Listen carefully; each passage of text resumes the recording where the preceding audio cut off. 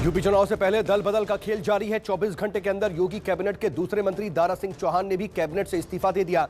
दारा सिंह ने राज्यपाल को इस्तीफा भेजा। इस्तीफे में दारा सिंह चौहान ने लिखा कि सरकार पिछड़ों, वंचितों, दलितों, किसानों और बेरोजगारों की उपेक्षा कर रही है।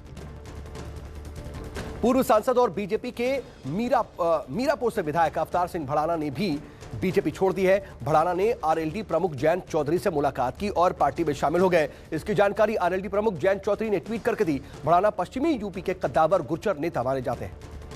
14 जनवरी को स्वामी प्रसाद मौर्य समाजवादी पार्टी में शामिल होंगे। कल योगी कैबिनेट से इस्तीफा देने के बाद स्वामी प्रसाद मौर्य ने पत्रकारों से बातचीत की। कहा 14 जनवरी को सपा ज्वाइन करूंगा। बीजेपी छोड़ने के बाद स्वामी प्रसाद मौर्य ने बीजेपी पर बड़े आरोप लगाए। कहा कि बीजेपी ने किसानों की अनदेखी की। इस्तीफे के बाद आज स्वामी प्रसाद मौर्य के खिलाफ गिरफ्तारी का वारंट जारी हो गया।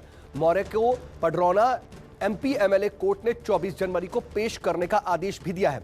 यह वारंट 7 साल पुराने केस में जारी हुआ। स्वामी प्रसाद मौर्य ने हिंदू देवी देवताओं के खिलाफ आपत्तिजनक टिप्पणी की थी उस पर। यूपी में उम्मीदवारों के लिए बीजेपी में मंथन आज भी जारी रहा। अमित शाह की अध्यक्षता में दिल्ली में बीजेपी की बैठक हुई। इसमें उम्मीदवारों के नाम की स्क्रूटनी की गई। कल भी करीब 10 घंटे तक उम्मीदवारों के नाम पर मंथन हुआ। बीजेपी के कोर ग्रुप की बैठक में नाराज नेताओं पर भी चर्चा की गई।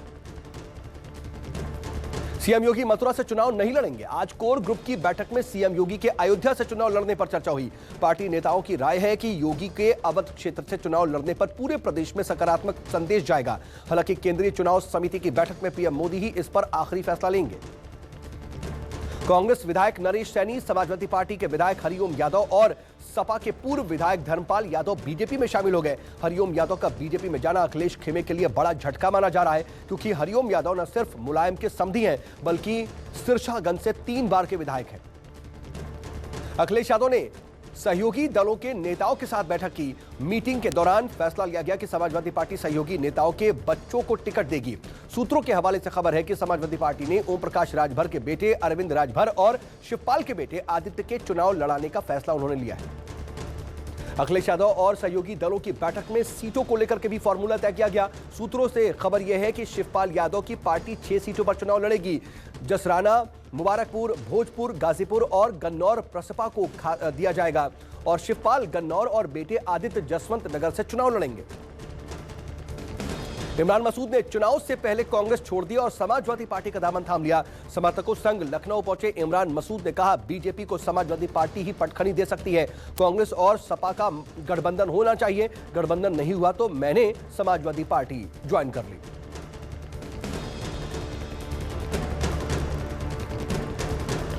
बीजेपी और समाजवादी पार्टी के बीच आरोप प्रत्यारोप जारी है। डिप्टी सीएम केशव प्रसाद मौर्य ने एक बार फिर से अखिलेश पर निशाना साधा।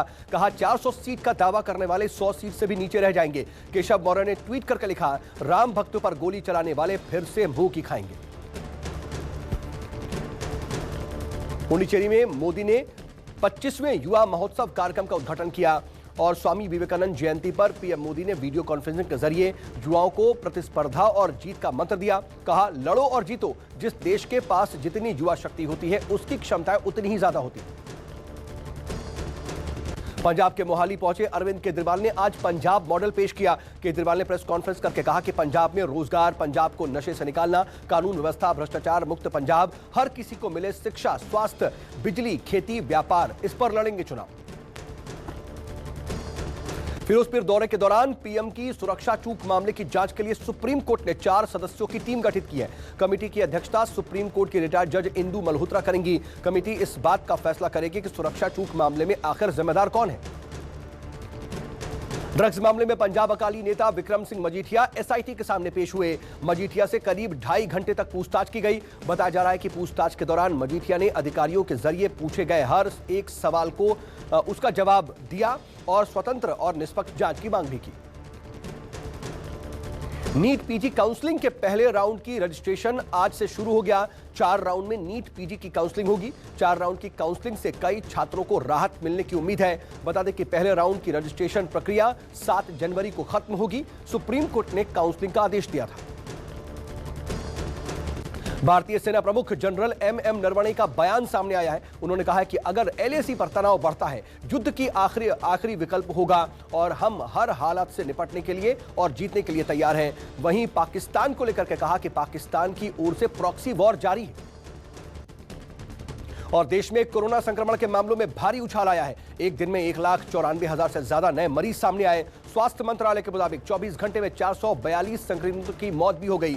60,000 से ज्यादा लोग ठीक हुए। देश में अब 9,55,000 से ज्यादा सक्रिय मरीज हैं। देश में संक्रमण दर 11% से भी ज्यादा हो चुकी है।